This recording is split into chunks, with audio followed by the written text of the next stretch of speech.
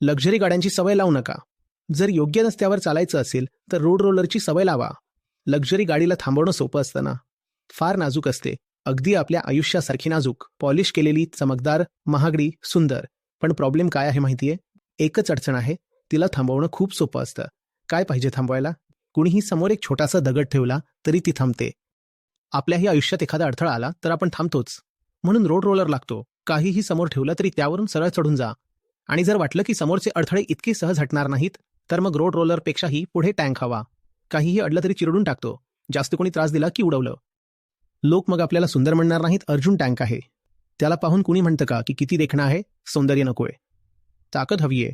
आणि जेव्हा ती ताकद येईल ना, तेव्हा कळेल की ताकद हीच खरी सुंदरता असते. बऱ्याच अडचणी येतील, धक्के बसतील खूप, गाडी हलणार, थरथरणार. पण तुम्हाला चालतच राहायचं आहे. म्हणून एक जबरदस्त आयुष्य जगायला तयार व्हा.